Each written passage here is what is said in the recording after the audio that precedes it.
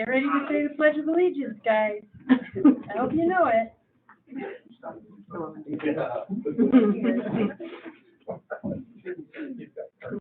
gonna do it at the same time. You can do it with us.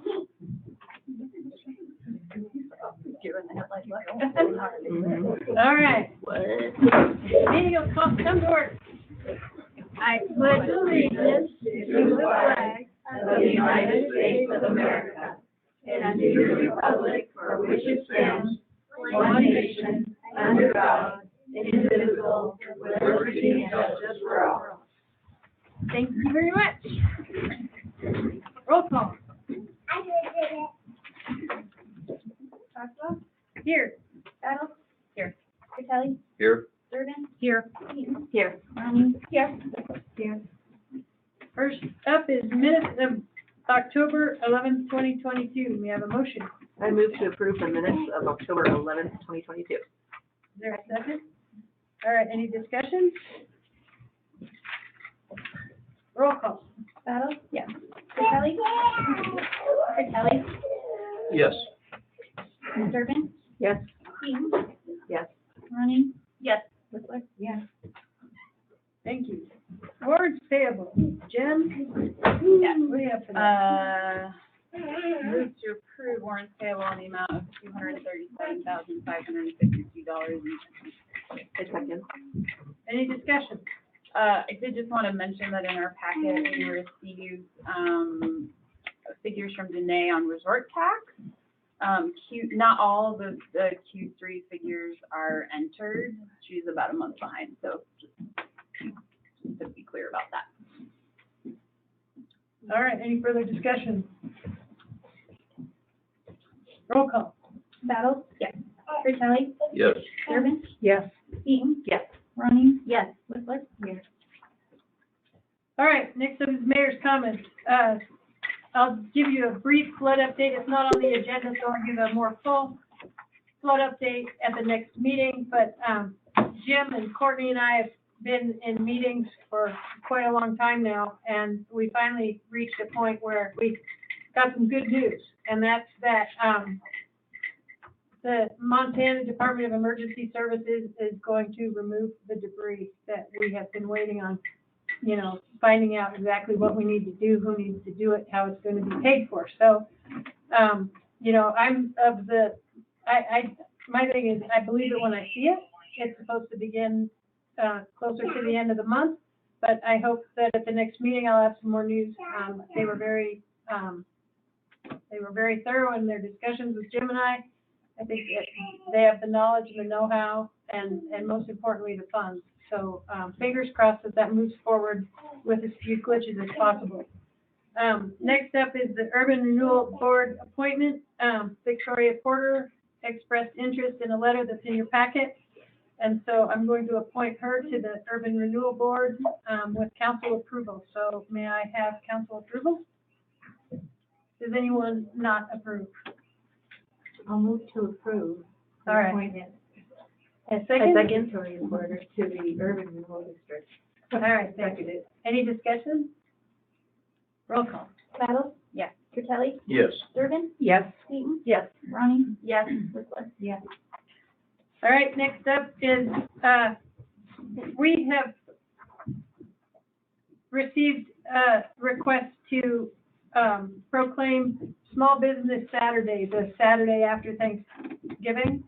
And I'll just read two brief slips. What is it? Well, since its inception in 2010, Small Business Saturday, proudly backed by American Express, has illuminated the significance of supporting small, independently owned businesses across the country to buy toys.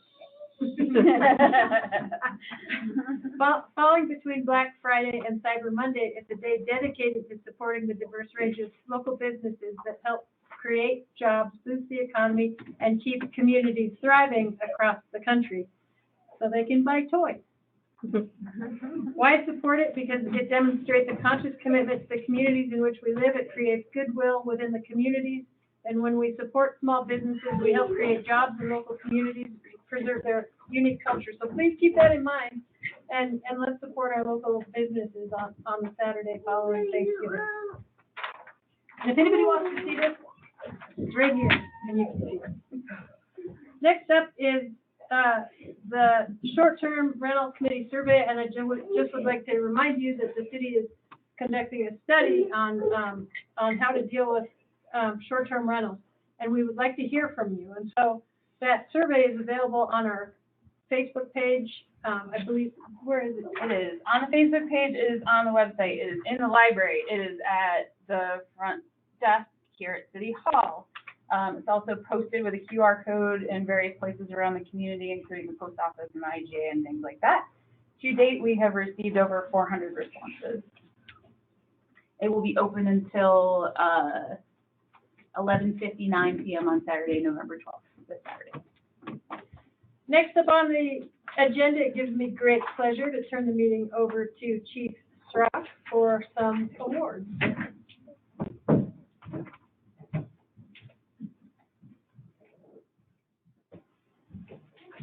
Thanks for having me.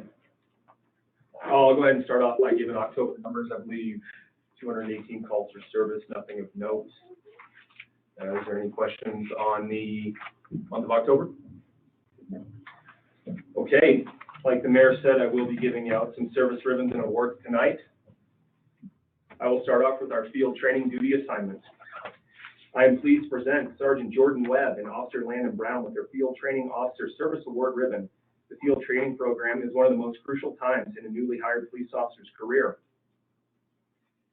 Sergeant Webb and Officer Brown are placed in charge with the training of each and every new officer, as well as being responsible for their safety. They have both underwent a highly academically challenging course to receive their credentials for the title of Field Training Officer. Sergeant Webb and Officer Brown work closely to ensure the policies and procedures are up to date and that the officers are comfortable before being released on their own. I would like to present Sergeant Jordan Webb and Officer Landon Brown, if you would both come forward with their Field Training Officer Service ribbons.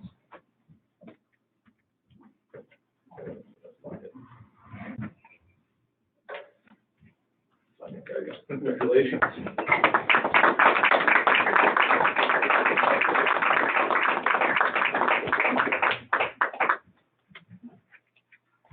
Next is the Chief Citation Medal. In June of 2022, the Red Lodge was plagued by a natural disaster. Several officers sustained major damage to their homes, while one officer's house was completely destroyed. Setting their personal issues and homes aside, they remained working, evacuating, and continuing to conduct themselves in a professional manner. Officers volunteered their time, staying well after their shift, some of which into the next day. While one officer was removed from his home, he opted to stay in a tent in the Red Lodge area to be available for help if needed. I would like to present Captain Scott Cope, Sergeant Jordan Webb, Officer Landon Brown, Officer Jeffrey Shipp, who's not present tonight, with the Chief Citation Medal. Gentlemen, if you will step forward, please.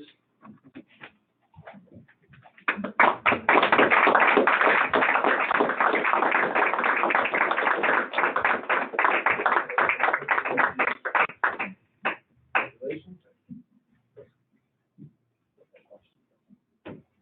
Thank you, guys. We'll be giving Jeff to him at a later date.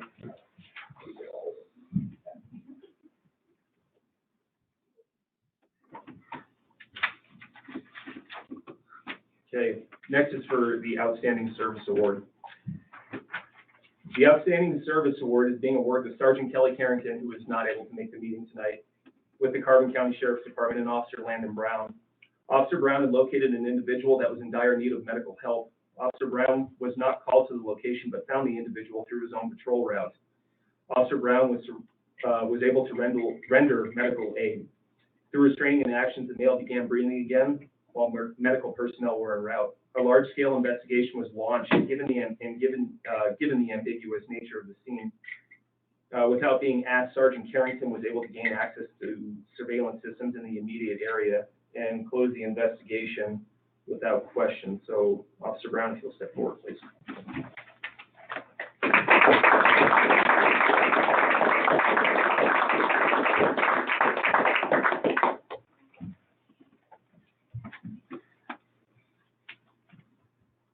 Next is a service recognition ribbon. Captain Scott Cope has served with the Red Lodge Police Department for nearly 28 years.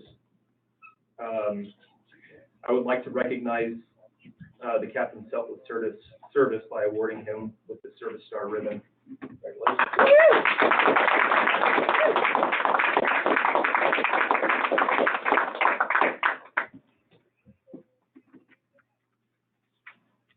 The last two that I have are for the Life Saving Award. This award is presented to members of the Red Lodge Police Department who distinguish themselves by performing acts that prevent the death of another.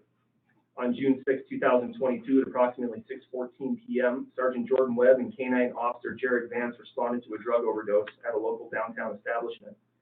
Sergeant Webb and K-9 Officer Vance observed an adult male lying on his back after their arrival. The male was not breathing and showed signs of an opioid overdose. Sergeant Webb and K-9 Officer Vance administered Narcan to the male and monitored his condition. Several minutes passed and the male began to breathe again. After the male regained consciousness, he admitted to using fentanyl in the bathroom. The illicit substance was seized and the male is alive today due to Sergeant Webb and K-9 Officer Vance's life-saving efforts. I would like to present Sergeant Webb and Officer Vance, who is not present, with the Red Lodge Police Department's Life-Saving Award ribbon.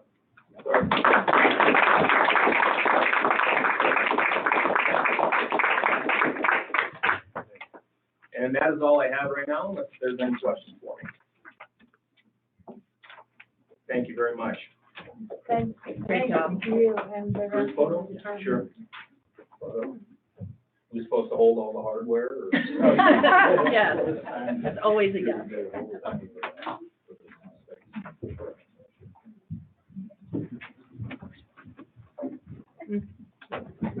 Put the tall guys up front. Yeah. Sideways. I'm short of Here.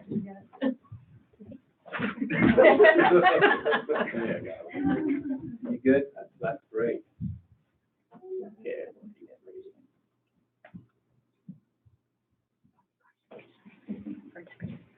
Good job, guys. There you go. Yeah. Thank you. Thank you.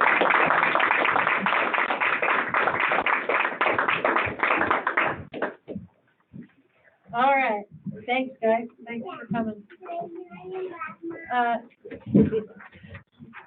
All right, so next up is public comment. And, we're gonna have two public comment sections this evening. The first one will be on, anything that you'd like to talk about or tell us about and, on any kind of an issue. And the second one will be more specifically directed to the matter that we're gonna speak of later. So with that, if anybody has any public comments, please approach the podium and state your name and your address and keep it to 3 minutes. And, if you have specific questions for us or you'd like comments from us, then please call us specifically, during the day because we can't address comments in this form. So does anybody have anything they'd like to state, on anything to do with city business? Is there anybody online who'd like to say anything? All right, then with no public comment, we'll move on to old business. The first thing up is we have some information from Kat Keeley on the Montana Main Street grant. So Kat, would you like to come to the podium and tell us what you came to say today? Sorry, the Main Street Montana grant is open at the beginning of this month and it closes on November 30th. The Red Lodge Area Community Foundation is interested in applying. There are two different grant applications. We're looking at the Community Impact Grant. If there are no other projects that you haven't heard of, we'd like to apply. It's only open one project per community for each one of those two grants, for a total of 2 grants. If you'd like to know anything about our project, they're only soliciting projects that are ready to go with quotes, bids, and we have one that is improving the green space. If you've driven by the Roosevelt, you've seen the mess that our front lawn is because of the sewer line and main line being replaced, which would be a perfect time to put in a sprinkler system. We have a well, and we're hoping to lower our operational costs and also make that front look a lot better than it does right now. If you have any questions, I'm available. milktask@rlacs.org. If there are any other projects that you know of, let us know. If not, we would love to apply before November 30th. Any questions for Kathy? All right, oh, yes, Teresa? Yeah, so I'm just curious about the procedures. So you need the city to support that application submission, right? You know, we do need the city to sign off on any projects that we bring forward, and they actually are the recipient, so we're a sub-recipient of that. And, in the past, the chamber, the foundation, and the city, if there are other projects, we've tried to make sure that everyone is aware of the grant and that they can apply to.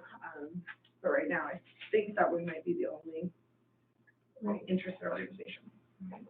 So do we need, just for this, so do we need to see the project and or the application that you're submitting ahead, or is it you need the city sign off afterwards, should we be awarded? The only thing we need for this grant is to know that there's only going to be one application per grant per community. Okay. But if you'd like to see the grant, I'd be happy to send it to you beforehand. We know where to ask for it. Yeah. We will work on it and give it to you immediately. All right, yeah, thank you, Kathleen. All right, next up is, the first reading and the public hearing for ordinance 959. So Teresa, do you want to give a little Sure. introduction about that? Sure, this is outlining basically how the city manages its solid waste system, including garbage collection and as if the recycling center was a part of that, sort of like you'd expect to see the water and wastewater ordinance all as one. And so the only change that we've made on this, since it's been discussed twice up here at the council already, was the change to the date for due diligence package, the work to be completed for review at the council, so that the city may move ahead with a vote, further discussion and a vote on whether or not to accept recycling in the new year. So I haven't heard back from anyone that there would be changes from those discussions to this document, and having been through it twice already, I don't know that we need to go into any greater detail. Wait a minute, we'll get to the discussion. Yeah, it is. Is that everything? Yeah, so we added under title, or chapter 3, section 1, that the due diligence package and completion of that procedure would be done on, what was it, the 22nd of February for the packets, and a discussion, a review of that package at this February 28th meeting, City Council. And so those are the only changes to this document since the first two discussions, and as well the different hearing dates at the end, the past and approved November 7th, if it should move ahead, and then again on the 22nd. All right, thank you. Now, we will have a public comment period for this specific item, and public comment period is open. So if you have a comment about this, Mayor, could I make a statement before we go there? that would be okay, wouldn't it? I mean, we are definitely going to want your comments during the discussion. You're more than welcome to make your comments now, but we do need to hear from the public. So, but we will hear from you, okay? Okay, so, as a Public Works Director, at the last meeting, we moved this to the Public Works Committee. And so since that meeting, I don't believe we've had the time to actually go through this diligently and get all the things. So what I would ask the council to do is table this motion, table this ordinance until we have the time to present our findings and our deals on this. What is the rush? We have 2-year contract on our solid waste deal now. We have someone going to cover the recycling center until July, and I believe more time letting us get the due diligence done and move this forward and get through this ordinance. I believe it all needs to happen, but we don't need to push that fast. We have time to do this right. And I would ask that the council would consider tabling this ordinance till the first part of January, so we can do our job and move this forward in a real fashion that we can make this happen. Thank you. All right, thank you. So this is public comment period, so does anybody who's present wish to make a comment on this issue?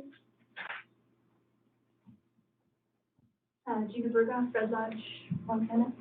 I'm confused on what the ordinance is, but I believe that it's written to proceed, and then we can organize also afterwards. So I agree that the diligence is being worked on, and I've had numerous meetings over the past couple of weeks with people to get more information, and, you know, I have it all right here, what we're working on, and there's not a whole lot of holes. But I would like to see the ordinance just go through, and then whatever we need to do to make, it's just been delayed, and the ordinance doesn't say that we're taking over the recycling center. It's still gonna be July, the date's still July no matter what. So I guess, for good faith, I would just like to see one thing happen. That's all, thank you. Thank you. Was anybody else who's present physically at this meeting like to make a comment or statement? Does anybody online want to make a statement or comment about this issue? All right, last call, online or present. Anybody? Okay, public hearing is over.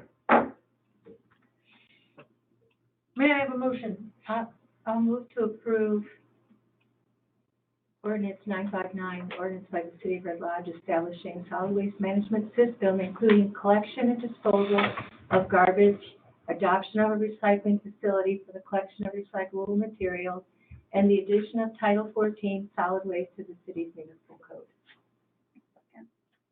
All right, we have a second. Discussion. I'd like to go around the table. We'll start with Teresa. I just wanted to address one of the comments made so far, is that this is, there was an ask to provide more time for due diligence by the end of the year. This ordinance gives till February 22nd. So there's plenty of time to perform due diligence. This is not pushing off due diligence. This is basically just saying, here's a solid waste management system. It says that we're performing due diligence. The city council will make a vote in the new year as to whether or not adopt the recycling center and its operation as a city operation. And if that should change in the new year and city council decides not to take it back, all the city would have to do is modify this ordinance, amend it. The work has been done outlining what our solid waste management system is. This isn't pushing anything faster. It's not pushing anything on an agenda other than saying that there is a system that the city has for garbage collection and recycling. No matter what that looks like in the future, that can be amended, but it's just like water and wastewater. You wouldn't separate those out into separate ordinances. And this provides the vehicle for the due diligence and the vote next year on what to do with recycling. That's all it is. All right, thank you. Do you have anything? I have no additional comment. Kelly? Nothing new, just a reiteration that I don't think this is pushing it forward or anything. This is simply to create an ordinance that can then be modified if we decide in the new year, the new council decides that this is not something they want to take on the recycling center. That can be decided then, and then this ordinance can be modified. It would be really, I think it would be a big disservice to all of us and to the people to not even have an ordinance to start from. This has taken a lot of time, and this is very thorough, and I feel like it'd be a good starting point. And again, if the vote in the new year is to not take back recycling, then we would have to just modify this ordinance instead of starting from scratch. And we modify ordinances often, so I don't think it's that big of a deal. All right, Jody? Well, as I've said many times, I could go either way on this one. I understand the need for it and why we should have it. And then at the same time, I guess I feel it would be nice to have it all in one package deal and have the due diligence done, the recycling center all set and ready to go, and you have one ordinance. So, Thank you. Pete? I concur with the Public Works Director. I feel that taking on the recycling and making it part of the solid waste proposition is a mistake. I feel that if we do that and it does not become viable or becomes a money pit, we'll never get it out of there. I know that that's not the majority of the thinking here at the council, but I want it to be on record that we may rue the day that we hook these two together. To get them separated will be much more difficult than if we just send it through separately. I also want to say that I don't want to catch the city attorney blindsided, but there is a way for us to stop this right now tonight, and I don't intend to do that. MCA code allows for this particular process to be pushed forward to the next meeting, to vote it on tonight if it was the second reading, or for any member of the council to send it back to committee without a vote, and the only way that can be stopped is if you suspend the rules. I don't intend to do that, but I was that close because I'm that serious about it. I think this is a mistake to put recycling into the main body of this project. Thank you. Karen? So I also agree with Jim, and I think we've expressed the concerns before. It's not an issue of the due diligence. We got the paperwork from Denison on what we would need to do to satisfy the due diligence, and we've agreed to do it by January 2nd. So we don't see that as, you know, extending it to February as being really anything, a win for us. We'll have it done by the end of the year.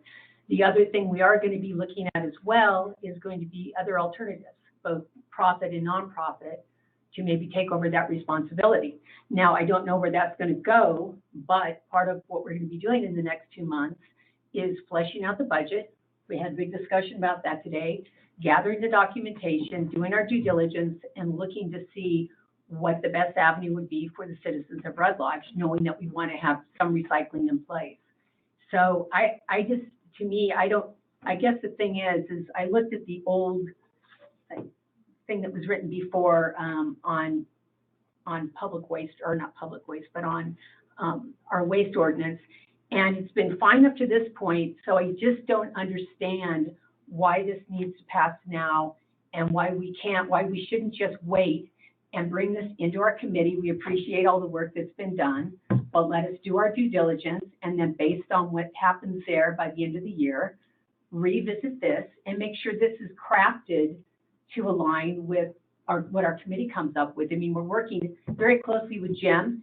Jim has a lot of knowledge. He was here before when we had it, when we turned it over, I guess, to Gina's organization, which did a great job.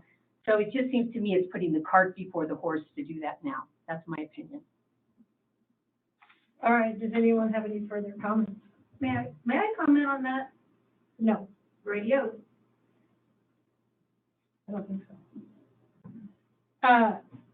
Any further comments at the table? All right, roll call. Battle? yes. Curtelli? No. Durbin? No.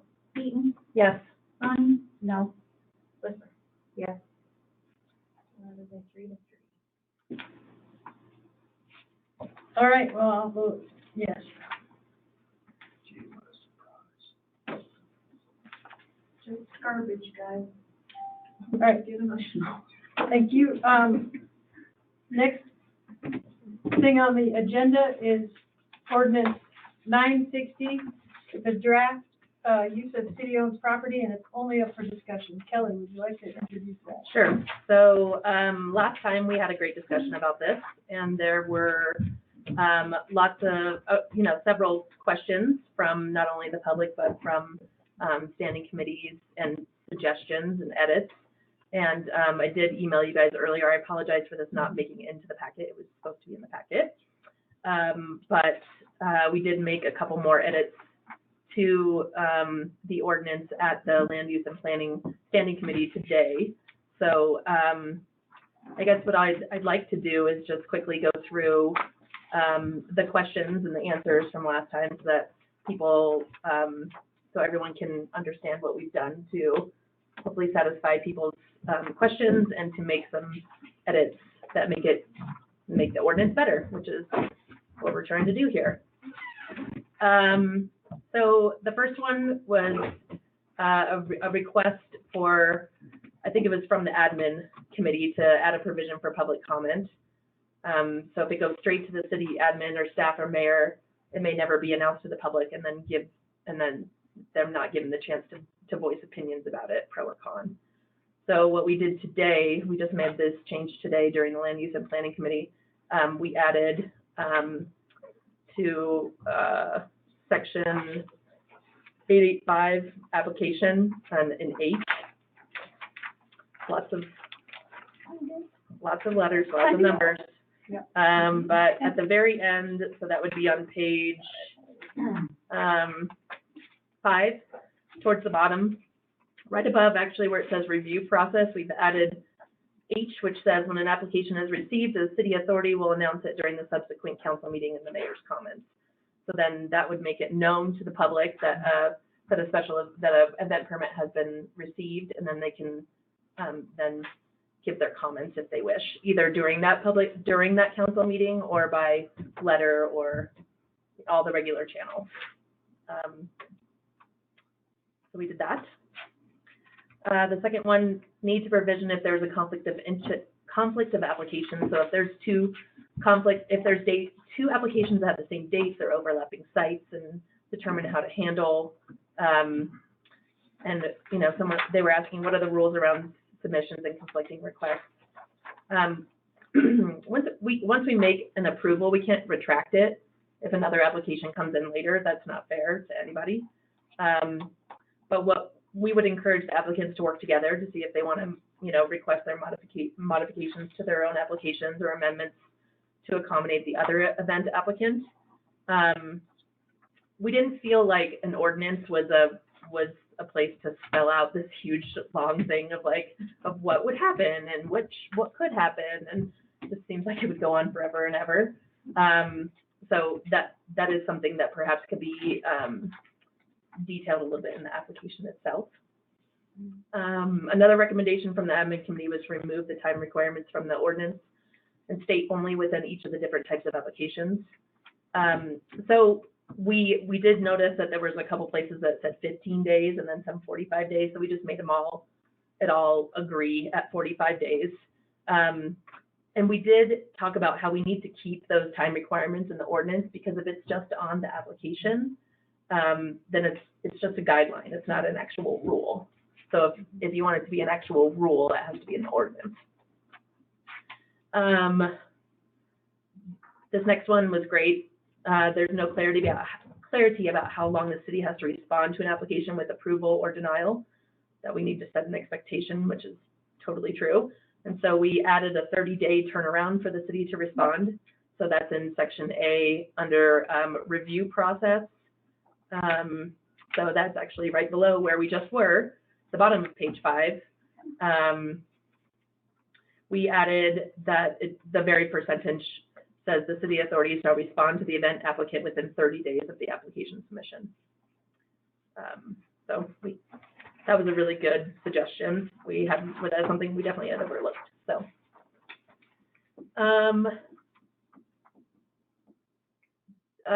someone stated that the city can't approve or deny if the request is for the highway or highway right-of-ways. But we did make clear that MDT notice of approval was required along with the application. Do we need to improve the wording about the requirement for events that impact Red Lodge City due to closure of the state highway that travels down the middle of the city, events impacting the city as well as the use of city-owned property? We've already said within the ordinance that MDT approval is necessary for closing down the highway for Highway 212, so Broadway. And that approval needs to be within the packet in the application when it's submitted. So we feel like that was covered. I think the question was, can you even, if you don't put it in the ordinance, can you even require the application when it's not city-owned property. That's what the distinction was, is like if you're going to say it's city managed, then you just have to clarify that in there in order to require that application. Does that make sense? I think so. I mean, it says you have to have a reason to be able to require the application for a closure of Highway 212. Because it's not city-owned property, that's what they were saying. So you need to put something in here that says on why the city has that authority to require that application. Yeah, isn't that already in there under,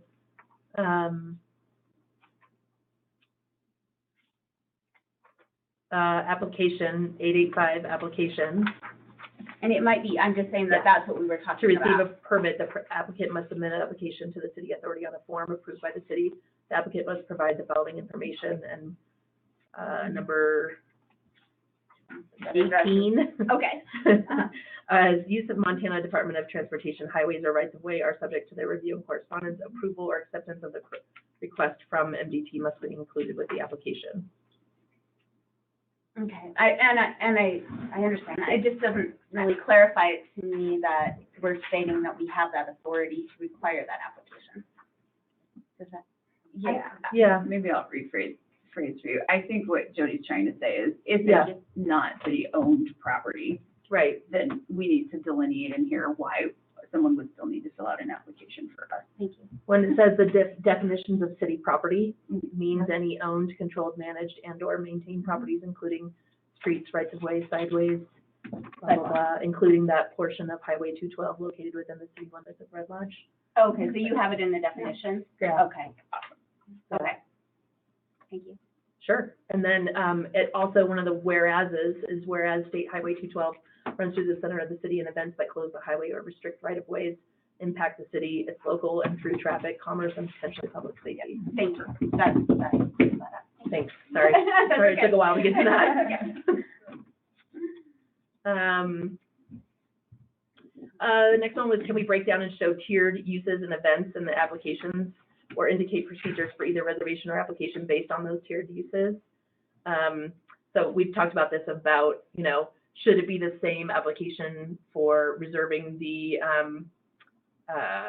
gazebo? Thank you, that word, the gazebo at Lions Park, or, and should that be the same one as one that's more of a, shutting down the street for any kind of event? So what we didn't think this was appropriate for the ordinance, but we do think that, again, this is all about the application themselves. Like, we should, when we've talked about this too, about having those two separate types of applications. And so I think, again, that's for the application. Just, we did discuss that at admin today. Yeah.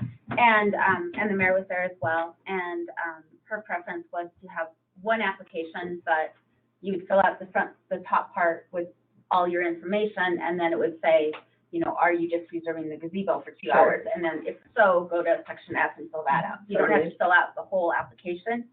We just have different sections that you complete. I think that's great. So, Because we don't want to make it overly burdensome for an Right. easy use like that.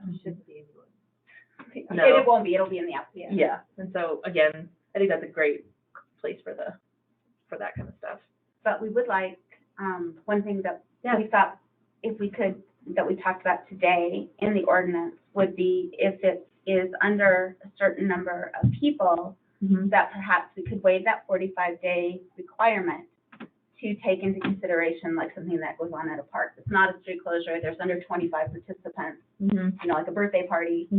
It should just be a quick, easy application with, 24, 48-hour notice to reserve that. If there's a way to do that. That was in the original one, and And we looked at the city website, and I think if with a little more development there, it could be made very clear, the different avenues for reserving something versus full application. Because right now, there is no avenue for people to actually reserve a park without filling out an application and going through the whole process. And the way this is written right now, they would be subject to the 45 days. It'd have to go to, They do go through Courtney for things like They, that. they do, but they can't reserve it. It's a first come, first serve. And we would like to be able to, if someone wants to reserve the gazebo for something and they're willing to pay a fee Mm-hmm. to do so, So there then needs it would to go be- on the calendar and they would have that ability. So something could be developed though for the city website to do that, Right. and, or another short form or something, but, okay. Yeah, I don't know that that needs to be in the ordinance either. I don't think that's what you're suggesting. Well, I was suggesting that we do have a section for, if it's a group under 25 and it doesn't involve a street closure, that it would have a smaller timeframe. Okay. And, you'd still have the application, but, if it's just reserving the gazebo for 2 hours on a Saturday for your child's birthday, why make them wait 45 days? Or have it in 45 days beforehand? Oh, so a reservation, a different time period than 45 days, that's. what Yeah, you're saying. yes, Okay. yes. Got it. Thank you. Apparently I can't talk tonight, I'm No, sorry. this is fine. That's fine. It's fine. We've been talking about this for a long time. I think, It would be like in the exceptions, like, Yeah. and you could Right. pick the number of people. If it's under 25 people or something like that, it's just a small gathering. It's not really going to impact, of course, 25 screaming children at a birthday party might impact me, but, yeah. True. But they're having fun. Okay, So. so,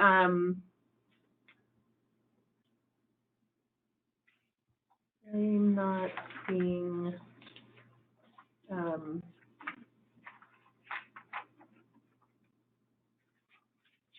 we don't have an exception in place per se. Yeah, A for Yeah. exemptions. Where is it? Oh, okay. The following, okay, so page 3. Yeah, I'm fine with that, if people think that's a good idea. It's an Great. excellent idea. Great. And then we would have signage that was erasable, Smith family, reserved 11 to 2. Okay, And admin would come up with, the fees and things like that associated with that. And I would think it would be handled,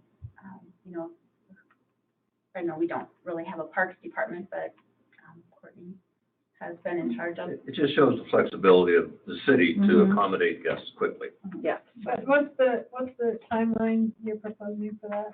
yeah, I'd say Courtney could probably give us direction on that. Yeah, on how much time she How would much- need to right. approve an event like that. absolutely, usually. As long as you're talking specifically about events that are less than 25 people. Yeah, and that do not involve a street closure. It's not a public event, it's just a reservation, it's really more than anything. Right. They want the ability to access exclusively a certain part of a park or, hopefully it won't get to the point where we have to take reservations for tennis courts versus pickleball players. But. So it's not, But- we're not saying that they don't need a permit, though. We're saying that we just want to be flexible on the time. If they still want exclusive use, but it's a smaller party, it's not a street closure, it's, they want exclusive use of the gazebo. Or, So it's not really exemption, because we're saying they still need a permit, but we're If saying they we want- want them to. if they want to reserve it. Right, if they, right, just the timeline shortened. Because right now, if they don't want exclusive use, it's just first come, first serve. Sure. But if you're planning your child's birthday party, you kind of want to know you're going to have access before you send out the invitation. So you're asking for exclusive use, though. Right, so Right. therefore you have to get. A permit. Kelly, you could say the exceptions being, and then explain. The exception being parties of 25 or less. Right, I understand, but I don't think it's gonna be under the exemption thing, because we're not saying they're No, not exempt from a exempt, permit requirement. Exceptions. In other words. Yeah, we- exceptions. Yeah, exceptions too. Yep. Okay. Okay.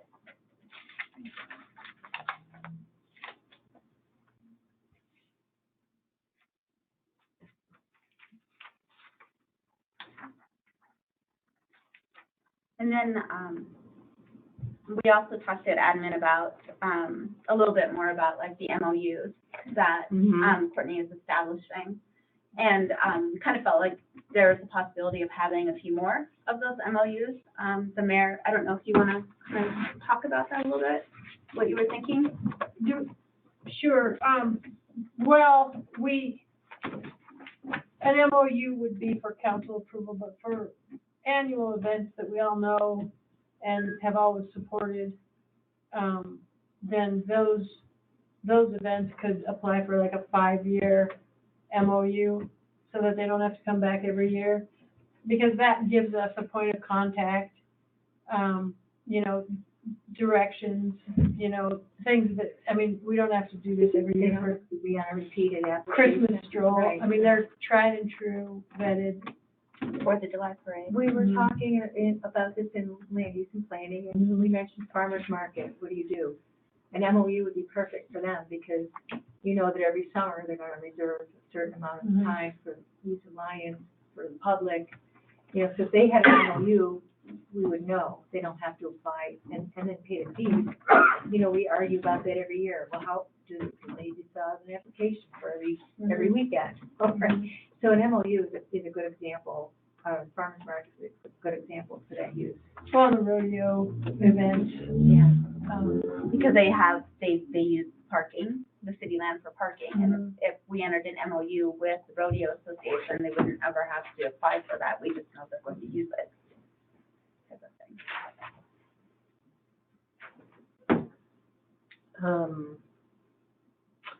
of thing. So we did, that was one that was a little bit farther down. We did talk about,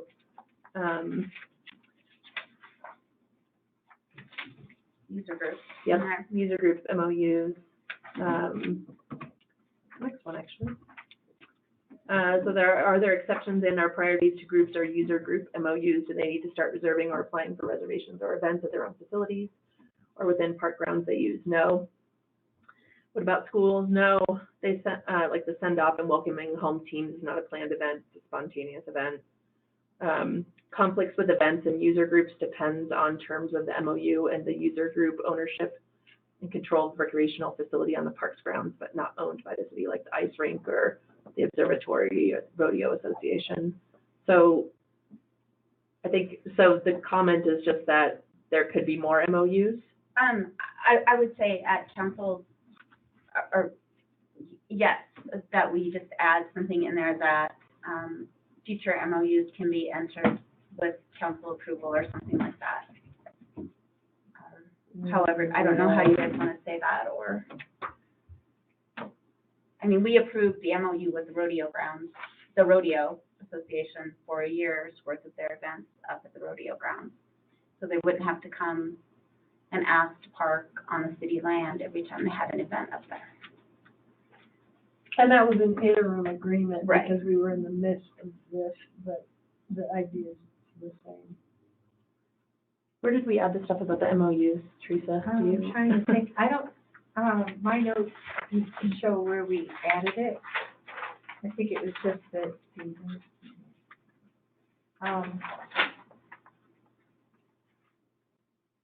Do you want to add it Well, I just don't know. during the next? we'll add it before. Kelly, I don't recall adding that. Do you, Terry?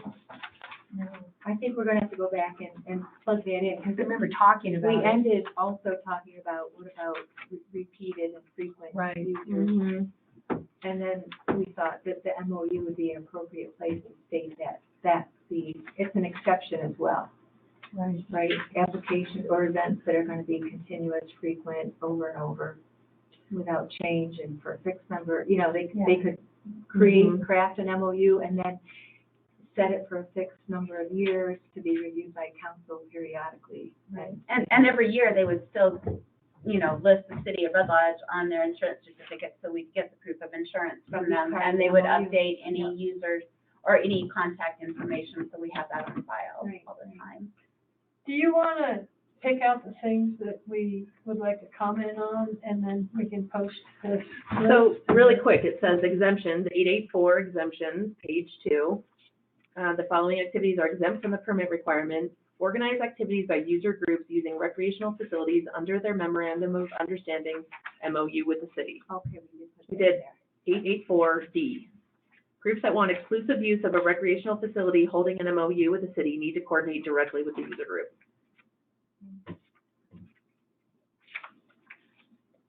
That's a little bit different. Right, so Yeah, we can expand that.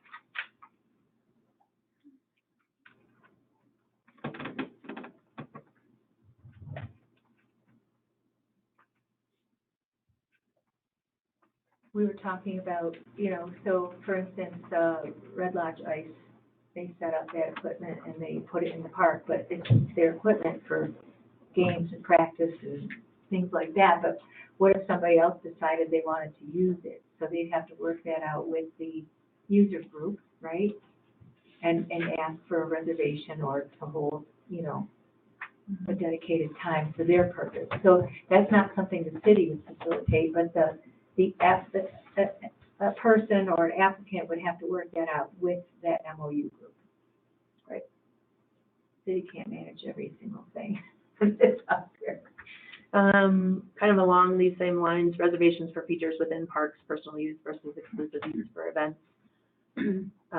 We just stated that the ordinance is only for exclusive use and or groups of 75 or more, or impacting the city by closure of Highway 212. Matt, I think we should start small with groups of 25, and we can always make it bigger, but it's harder to come back to a lower number as a lower 25 people or more could be a lot of people. And I would prefer to start smaller and amend it later if we think that it's too small. What do you guys think? I mean, this number, and that came up again, and somebody, saying, is this an ambiguous number? No, it's not an ambiguous number due to a bunch of research that we did, that Terry did a lot of research about this, and that number, it's not arbitrary and based on research of similarly sized rural communities have set with 75 people. How does it compare to the advance permits we've issued in the past? Did most of them have 75 people or more? Yes. Yeah. Yes. Yeah, definitely. For a full-blown event application, yeah. Mayor, Thank you. Mayor, you may not want every little thing coming in. Yeah. If it gathers 25 25 people, the staff would never get out from underneath. I don't those want hordes of parties. Well, that's 75 people or Everywhere. more. Yeah. Of course, the parties. Why not? Okay. I guess, I don't know if you guys want me to continue to go through these one by one, or if you guys have specific things that you have, issues with or wanted to make more comments on. I know I didn't get this to you. Those were the That- only two things that we really discussed, right, at admin, unless I missed something. were Was those kind of two things. expanding the language around Yes. MOUs and Allowing for a shorter time. timeline for groups Um, of 25 or less. Yes. As long as they're not closing down the street. Yes. Under the review process, Yeah. I would like that language to be amended. You have within 30 days of the application submission, Uh-huh. and I would like that, some sort of language that would indicate that all of the information was completed. Provided the information, the package. Within 30 days of a complete application submission of a completed. Satisfactorily completed, so that there's no last minute Charlie coming Well, if in. it's not completed, it's just a no. Yeah, right, So- of the, full and complete application submission. So I do think, on that point, that was gonna be my contribution was that in the edit that you just sent today, Kelly. Yeah, I think, in section 855, there was a line item that got crossed out that I don't think was intended to be crossed out. So 885, Sorry, Or- 885. yep, So C says any incomplete application will be denied, and it looks as if it was I just getting didn't want it to be crossed out. labeled as C. Got it, okay. I So as long as just that wanted it to stays be a in there, then statement. I think it's covered. And I think we're covered, Mayor, in terms of like, if you get an incomplete application, it's just a no and they can reapply. Mm-hmm, Thank you. You absolutely would have the opportunity to say you still need this, this, and this. right, totally. Well, if I had an applicant and they had a completed application, but there were some problems with it, that would indicate that it wouldn't receive, an approval, then you know, I would think that we would want to work those things out. Yeah, the And clock is working set. those things out. That if, when they get the final piece in, if there's something missing, the clock starts again 30 days, right? Well, we'll see. I'll give it some more thought. And- No, I mean, if it takes them 2 weeks to give you that piece of information you're asking Oh, for, okay. missing, why would they hold you on that original 30 Because days? it's gray whether they've Yeah, completed their that is a application. gray area. Okay, so we needed to say, Conditions have been met. 30 days, yeah. But hopefully it wouldn't take, well, I guess if all conditions have been met. Honestly, I think the way it's written is fine. Any incomplete application is denied. You could send an email that says, please submit the following, and then we will reconsider your application as But a that's new not an application. incomplete application. yep, What do you mean? If you're still waiting for data, then it's an incomplete application, right? Isn't that what you're saying? Yep. Oh, yeah. We just can't talk to each other. I know. What, is that what you're saying? Is that if an application is submitted, but there's not a piece of information that is required in the, Okay, the 24 farmer's whatever. market, the farmer's market has a vendor that their apples are covered with fruit flies. fabulous. And I need to make sure that they are going to address that. But that is a completed application, but we don't want that vendor, we don't want that event if they're COVID-laden fruit flies. It has And nothing to do with the event, though. It has to do Oh, with the okay, I vendor. think I know what she's saying. She's saying if we do the due diligence with all the department heads and a department head says, hey, there's an issue with this application, like everything's technically submitted, Okay. well, They're the late. city's gonna come back and say, you have to fulfill these additional requirements Yeah. in order to. We be- want more porta potties. In order to get it, yes. because we want Right. to be able to. Right, continue but with we it. Say that, But I would think that all of that should be able to be satisfied within that 30 days. I mean, it's, in the age of technology, it's not like you're sending them a letter. You're gonna send them an email or And call them. if it isn't, I guess that's health safety, so then I can just say no, right, if that's not, okay. And it does say in, following C, under, what is it, review process? yeah, Review process, it does say that,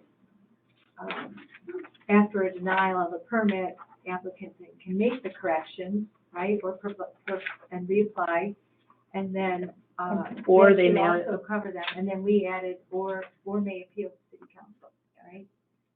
And that's the Mhm. only What thing I think- item is that? So that's on page 6, so this is under, Is it under C? 886 review process, which page Gotcha. 6. 7, just kidding. The city authority shall provide the applicant a written explanation for any denial of a permit. The applicant may then make any corrections and may reapply, or they may appeal to city council. Okay, that was the third option, yeah. And, I mean, I would hope that, the city would work with any applicant to try to resolve any issues, and not just deny it. but- Definitely. Yeah, Yeah. That's what I want to preserve. okay. Like, I'm sorry, you only have one porta potty and we want 4, so your application is denied. I mean, Yeah, and you also, don't do that. You just say, can you please add more porta potties? yeah, and that's kind of, I think it's trying to be covered on page 6 and B, the city authority may place reasonable conditions on any permit considering the time, place, manner, blah, blah, blah.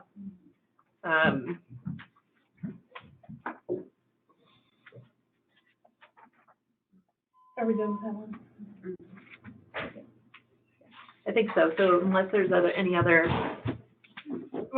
Where is the liability coverage covered? I thought I oh, read Jody, it. yeah, I was gonna ask you about that, Jody. Okay, So, about the, the insurance limit? yeah, So is $1 million sufficient? Well, we do have a $2 million limit in place for alcohol Alcohol. being involved. I think that you absolutely, could increase that. I know other cities have increased it to $2 million per Okay. occurrence, which means you have 1 million plus a 1 million umbrella, or if you have an event policy, you can get a $2 million limit. So I don't think that's an unreasonable necessarily request to Have a $2 million? Yeah, I mean, if you have alcohol involved, you already are gonna have to have it. Any bigger events, I mean, if you want to, delineate between a street closure, which would absolutely require more, would be more liability exposure, and alcohol, which is more liability exposure, those two things that, you could just do that. Right now, we have alcohol, but you could just add street, closure in that and do 2 million and then keep the 1 million for all other smaller events that are just the use of city-owned property. That makes sense. At least then you're not requiring it for every single event, but just Right. those that include barriers and street closures. Right, yeah, that where you're gonna have, something happens, it's Greater probably risk. going, it could be catastrophic, Yeah, type greater of thing, you have a bigger risk. Is it, Jody, in your experience, is it, a standard rate $4 million insurance policy? It just depends on how you, what activity is happening. It's the alcohol, if you need liquor liability, that type of thing, the catering, all of that. It's just gonna extend to the event, the city event lodge. As the same, some people go and get a special event policy. And, they usually come in 1 million, 2 million, $3 million limits. And yes, the premium can double depending on what you're insuring. Yeah. So Makes sense. it is definitely something to consider. So, I mean, I wouldn't want to just be arbitrarily saying everybody needs 2 million, Right. when the risk of, So if it's an event of 50 people, we don't require any insurance? well, I think, 50, why wouldn't we require it? I thought it was for 75 or more. Oh, Mm-hmm. if they want exclusive use, you're not gonna okay. I guess that's something we should talk about, or talk to Dennison about. As as an insurance agent, I would say you always need insurance, so. And as a city, I think we always need insurance. Well, but if somebody wants exclusive use, then they are submitting an application Yeah. for having insurance. Right, and typically, if, as a private citizen, if I'm going to ask to rent something, Mm-hmm. and this isn't always the case, so don't hold me to this, but your homeowner's insurance policy or your renter's insurance policy should extend to whatever premises you're using. We did that a lot when people would rent, fairgrounds, up there, that you would just get a certificate of insurance, from your insurance policy stating that you have, but typically on your homeowner's policy, you're gonna have 500,000. So you're not gonna have as high a liability limit. You're not gonna have that million. Jody, would we add, events that are setting up fires, for instance, on a higher liability? If they have a fire pit that's used correctly, I mean, I don't know. If a kid gets burned, Yeah, that's a risk. Mm-hmm. Or someone's clothes catch on fire. I mean, yeah, you have to, and that's where where do you draw the you line? have that hold harmless agreement with that event organizer. Yes, you would definitely, you at least want $1 million. And they would be primarily responsible, and their insurance policy should protect the city in that amount as well. So, when you get in trouble is when you start micromanaging the events and say, it's safe for you to have 20 fire pits in this area, and and then something happens and it really wasn't safe to do that, and then because you've micromanaged their event, you've taken control of that and you've taken on that liability. So there's like a fine line there between telling someone how to run their event and making it safe. Yeah, so the recommendation for this, for this ordinance would be, I would definitely, if it has, alcohol, we already have alcohol or street closure, 2 million. There's so many other things that could be dangerous, so Yeah. I guess, It's hard to, it's hard to Small. pinpoint. Yeah, exactly. But those are the two big ones, really, Okay. honestly. Are the- okay, We need to make sure we thanks, have Jody. a disclaimer on the, Yeah, on the application saying that we are not responsible for, but they'll sue. they will sue us anyway, but that they and their insurance policy will hold the city some hold harmless agreement in there, and we can go over that with Dennison. To Perfect. get the language on that. Tennyson is like, More work for Denison. He's like, yay, more. Because, yeah, the Use the city insurance on land 101 or- is if somebody gets seriously I like hurt, they will sue everyone. So it's just the way it is. That's everything I have. Okay.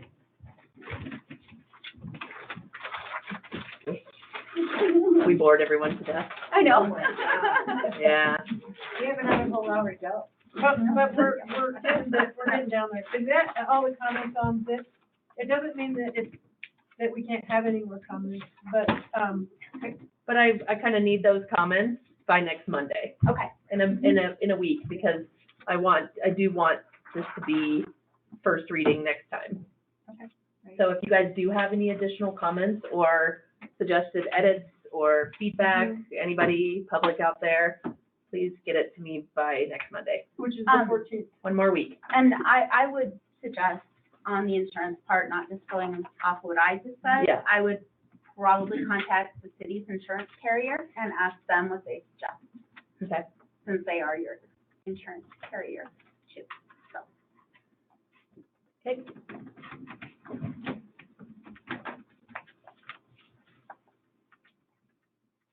So, yes, please, if anybody has any other comments or suggestions, edits, please give them to I me just have one. by next week. As far as this timeline, of course, I just put a candy in my mouth, so excuse me, it's kind of rude.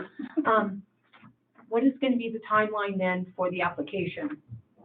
Because we're gonna need to have that done. So are you guys gonna be working on this in parallel so that Yes. when this is done, the application will pretty much reflect what's in the ordinance? Yes. Yes. Okay. By next Monday, that should Mhm. hopefully be yeah, pretty the ordinance solid. done by next Monday, then we'll be able to start putting the application together. With input from I know we have a the pretty mayor good start and- too. Yeah. Lonnie and Courtney. Yeah. All right. Next up is resolution number 3607. And Teresa, do you want to tell us a little Sure. introduction to that? Sure. So, 3607 was the resolution that formed the short-term rental advisory committee, and there was a date certain by which the, draft ordinance would be provided to the planning board, and the planning board would be provided with, at least 30 days and hold its public hearing and then, make its recommendations to city council for their the recommended changes from planning board. Because this did get delayed with, this was supposed to come up first on our city council meeting, June 14th, and it got pushed out, and we didn't introduce it till, sometime in August or September? August. And then we settled it September 13th or something like that. So because it falls during the holiday period, the planning board would like to have an extension on the time that they would have, and they'd like to hold 2 public hearings instead of 1. So we provided that time with this amendment, giving them until a date certain of February 22nd, 2023, to forward their recommendations to city council for any changes to ordinances impacting short-term rentals. Thank you. May I have a motion? I'll I move move. to approve. No. I'll second. All right, any discussion? Roll call. Battles? Yes. Curtelli? Yes. Durbin? Yes. Eaton? Yes. Ronnie? Yes. Whistler? Yes. Thank you. On to new business. The last meeting scheduled for city council falls between Christmas and New Year's, and historically, that's a tough time for people to get to the meeting. And so I believe it's tradition, based on sensibility, to cancel that meeting. And so may I have a motion to cancel the December 27th meeting? I so move. Second. Any discussion or objection? Roll call. Battles? Yes. Curtelli? Yes. Durbin? Yes. Eaton? Yes. Ronnie? Yes. Whistler? Yes. All right, on to standing committees. First, we'll have administration and finance. All right. Well, we met this morning and we've already discussed a lot of what we talked about today, so I really don't have much more else to report, except possibly on, exploring the city manager form of government. Jen did get a hold of the organizer for the Forum for Provocative Issues to see if this could possibly be a subject that they would like to discuss. Our committee has tasked ourselves with basically trying to educate the public, engage the public, get their input, so that they know what they are voting for and how the whole process works. And that process will start in 2024 when the public decides whether or not they want to form a committee to investigate other forms of government. So it's quite a long process, but we'd like the public to know what they're voting for if they do vote for it. And so it's not just the scary question out there for them. Our committee, like I say, has tasked ourselves with starting that education and engagement process. And one of the ways that we would like to do that is, number one, we'd like to have Dan Clark come and talk about the whole process with all of City Council sometime next year. And then after that, we will start engaging the public through different public forums, including this Forum for Provocative Issues. And everything else we already talked about. Did I miss anything? No. Okay, got it. Any comments or questions for Jody? Yeah, Mayor, I reached out to Dan Clark today. I don't know if I included you in that. No. And as soon as I hear back, I will inform everyone correctly. Thank you, Pete. All I right. think it's a great idea to have it as a discussion at the forum, one of the forums. A lot of people go to those, and it's a great way to engage some folks, get some feedback. All right, we'll move on to Public Works. Okay, so we had our meeting today, and a lot of what we covered, at least regarding recycling, was covered earlier, so I won't repeat that. We did review the agreement for the transfer of business assets of Bread Lodge Recycling, Montana domestic nonprofit, and we wanted to thank Dennison for generating that agreement. We had one little thing to change, and then we were giving you a date of January 2nd that we would have the due diligence done. So that was a positive that came out of that. Let's see. We also talked about, I did want to mention that Jim does provide the updates to the capital improvements plan, and I'm not going to be updating that every 2 weeks. We're going to be doing it once a month, and it'll be available to all city council people. We'll send it out, and then again, if someone from the public's interested, they can go to the front desk and get it. And then one other thing we were adding, that we're going to be adding a standing agenda item to the Public Works Standing Committee that's everything flood related. So if people want to directly talk to our committee, the city, et cetera, they'll have our committee meeting to bring up questions and concerns. And we as the council can also stay abreast and continue abreast of the continuing evolving situation. So we'll give people one more opportunity to talk with Jim there and ask questions. So that was that for Public Works. Any questions?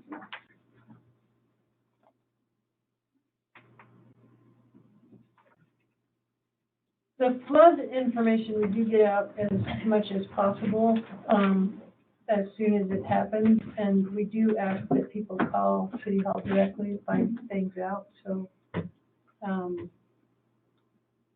I'm just a little, I don't want going through too many channels to get the exact right information.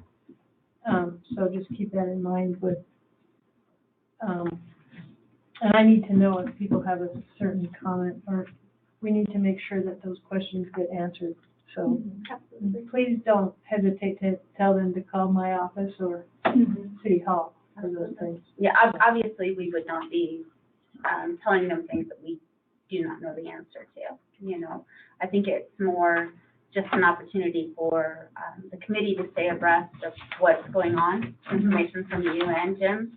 And if the public feels it's just another avenue for them to come and ask questions, or if they have a concern about something, and then we could pass that information on to Jim or to you, or tell them to call you directly if it's something that we absolutely have no control over.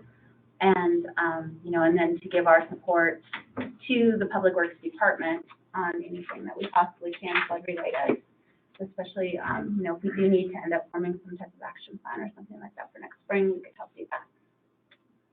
Okay. Anything more for Public Works? No. Any questions, comments, or concerns for Public Works? All right, moving on to Public Health and Safety. Okay, so I'll give the update on that. So today we reviewed the proposal for a fireworks ordinance draft that Kelly generated. And Teresa was able to go back and find a draft of a quote new fireworks ordinance that was generated last summer. And that was promising as well. So we spent time looking at that, and we'll be finalizing a firework ordinance that meets the need of the community with obviously input from the police department. And that'll be on the agenda for Q1. And we are working on all of us are working on a lot of different things right now, but we're definitely going to be moving on to the next ordinances, which we talked about earlier with the one wheel and other mobility devices. So that'll be the next one that we attack as time permits through the end of the year. And then I wanted to mention one other thing, and we're still doing chats with council. So that'll be this Thursday, 9 o'clock at Cattail. And Pete and I will be there this week. And if anybody else wants to show up, we have one more slot, so we don't have a quorum. So that's it. Thank you, Terry. Mm-hmm. Is there any comments, questions, or concerns for the Public Health and Safety Committee? You're all welcome to come to all these committee meetings. Share your thoughts. We love your input. Next up is Land Use and Planning. Sure. For land use and planning today, we reviewed and discussed use of city-owned property, ordinance 960. Again, all the comments have been heard out front as well, so I won't repeat that. We talked about some of the action items from our previous meeting. Lot line aggregation. We were working on some guidelines, hopeful to help Courtney out with that, but somehow they got lost in the ether. Courtney, I guess she redid some of her comments and forwarded them to our city attorney. And if she gets that response, then possibly we can, nobody seemed to have a copy anywhere. It was just disappeared. So unfortunately, we're at square one again. And then, so we'll work on that. And then I had updates from Kelly on what she was finding with Laurel, and somehow they have been able to fill a position of a code enforcement officer, which is not quite the same as we had envisioned at first. This is not a law enforcement officer, but now we're going to do a little bit more research. Kelly's following up on that lead where she got a good job description. See if there's any types of grants available for that type of person. Someone that is not law enforcement yet can look at all code enforcement and then hand off citations to law enforcement officers. So it's a little bit of a twist, but we're finding a little bit more with Kelly's progress. And then we talked about revisions to the lighting ordinance yet again. Red Lodge Dark Skies had submitted the lighting ordinance that was updated this past year, and we were handed a huge number of comments. The greatest of those, the greatest obstacle among those replies was surrounding our historic downtown lights. So we're just starting a discussion with Northwest Energy to see what our options are to bring those into compliance. And that's going to take some time, and so we'll continue discussion around that. And then I think that's as far as we got today. It took up a lot of time going through the ordinance and the Q&As and things like that. So we'll just continue on with those items. Thank you, Teresa. Is there any questions, comments, or concerns for land use and planning? Which committee was talking about fireworks? Was that? I would say Public Health and Safety. It was discussed to get some public, maybe. Yeah, we're gonna reintroduce it at the beginning of Q1 when people have more bandwidth and break space for that. That makes sense. So we've got a lot of stuff going on, and then it's holidays. So Okay, we'll bring it up in Q1 again and have, you know, plenty of time for discussion and public input, okay. and perhaps a survey. Okay, thank you. Yep, appreciate it. Correspondence, there's, some letters in the packet on, mostly recycling. You're both welcome to look at the agenda packet to read them all. And, with no further ado, would someone like to make a motion to adjourn? I so moved. All right, meeting adjourned. Thank you.